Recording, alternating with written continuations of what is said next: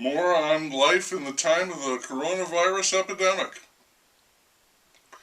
Vice presidential candidate Shamala Scaris is going to be a great point man or woman for the Democrats. In her opening salvo, she blasted the trumpet for, well, everything. Everything that is wrong now. And when I say everything, I do mean everything. She blamed him in a choking voice for 165,000 deaths from coronavirus. That's a stunner. It's on him. I'm trying to imagine what she'll lay on him when she gets warmed up. Wow. I can see her pinning him to, say, her mother's death, and banging away at that until people, some people anyway, believe it. That awful trumpet. He's despicable. Did you hear what he did? The field mouse is going to permit high school sports. He insists that he will do everything in his power to see that they do this safely.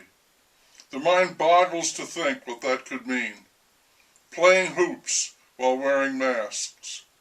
In football, if a defending player can get within 6 feet of the man with the ball, the social distance, that will be considered a tackle, and the man is down. The ball will be sanitized after every play. The referees will all wear masks and gowns and gloves.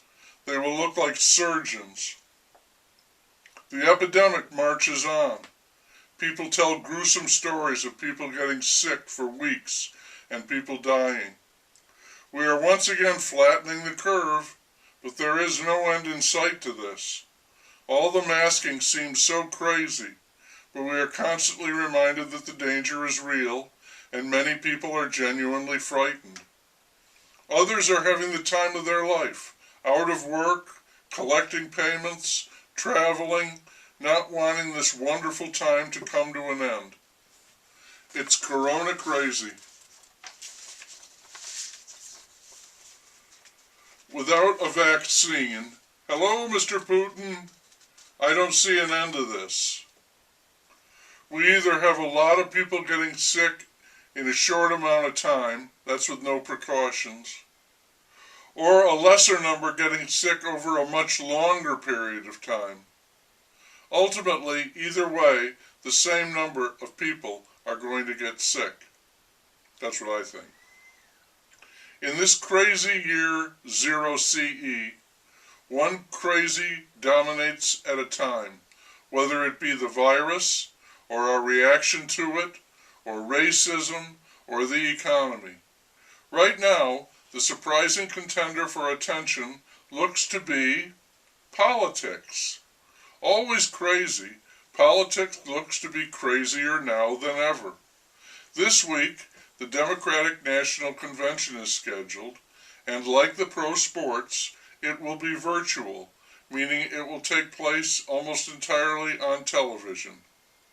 There will be many impassioned speakers, and they will assuredly be all claws and teeth, but the star of the moment is Shamala Scaris.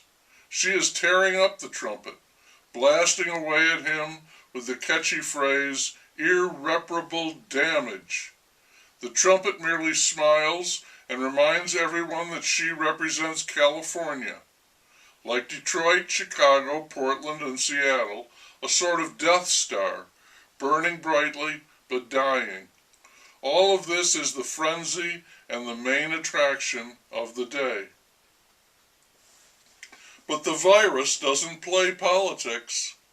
Deaths for COVID-19 in the state were up sharply today. The city's baseball team had to cancel weekend games because a player had tested positive. The virus remains inexorable and will stay that way until someone comes up with a vaccine. Mr. Putin, our city's university put out a call for people willing to participate in a trial of a prospective vaccine. One of 90 such trials in the nation. They are all trying, but so far, except possibly for Vladimir Putin, no one has come up with the magic formula. So the virus, the Joker, wins. It's time to acknowledge that violence has taken its place at the crazy table. It's happening all over the nation.